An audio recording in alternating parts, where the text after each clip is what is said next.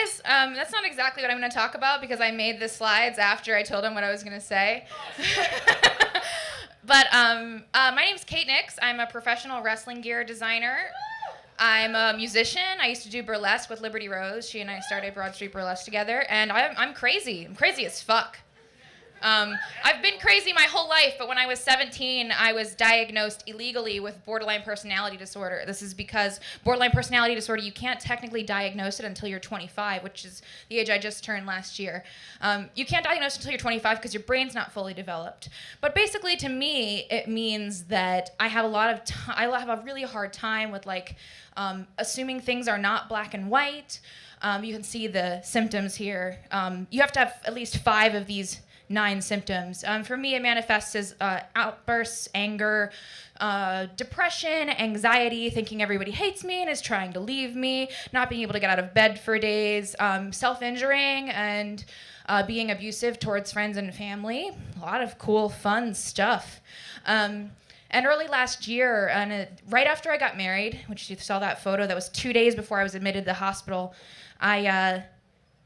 I was admitted to a psychiatric facility right after I got married. So I go from one side of my life, which is I'm a damaged person and all I'll ever be is sick and there's no point in trying because BPD can't be medicated and what's the fucking point, to the other side, which is I'm probably just making this up and I'm just weak and there's no point in trying to get better because I'm not a real sick person. And maybe everybody else in the world can handle this shit but me. Maybe I'm the only one that can't get through my day and everybody else wants to kill their family and everybody else wants to kill themselves and I'm the only person that can't resist these feelings. Which leads me to my next point, which is just because you're not trying to fucking kill yourself doesn't mean you don't fucking need to go to therapy. The problem with the way I was admitted to the hospital was that until I actively tried to leave my home and run in front of traffic and my husband stopped me, until that point, I wasn't getting help because I thought that I wasn't cutting myself, at least not where anybody could see, so I'm not that bad, right? I did this little survey on Google Forms, not officially, but about 60% of the people said they thought about suicide, and over 50% of the people that said they thought about it said they went on to attempt. Less than half of the people who answered the survey said that they were honest to their friends and family about what they were going through. Which is basically why I'm here today.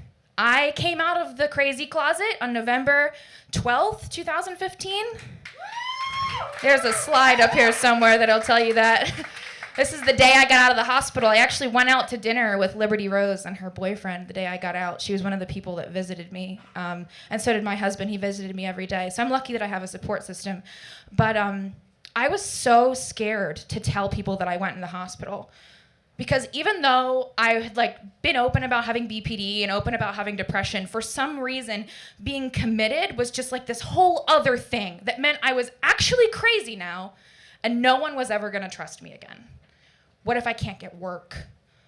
What if someone finds out and what if they treat me differently? Well, am I still gonna be able to run my business? The reason that I work full time at my job now is because I couldn't be trusted to go to my day job, which was bullshit, fortunately, so I was able to quit. But the day that I came out of the closet, the crazy closet, I felt such relief.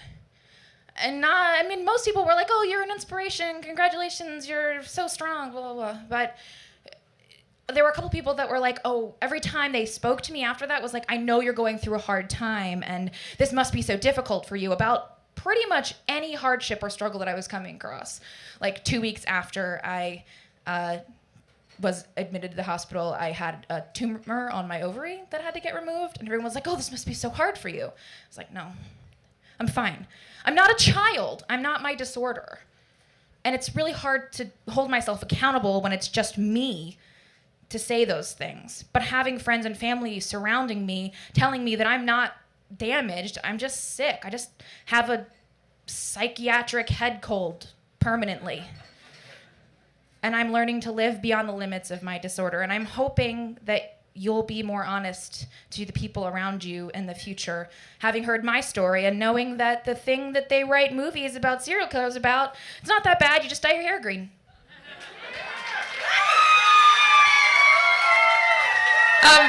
But before they kick me off the stage, I just want to thank, and I'm going to start crying because I have no emotional capabilities. I just want to thank Adam Teteris. I haven't been on stage talking to an audience since I went in the hospital last year, so thanks.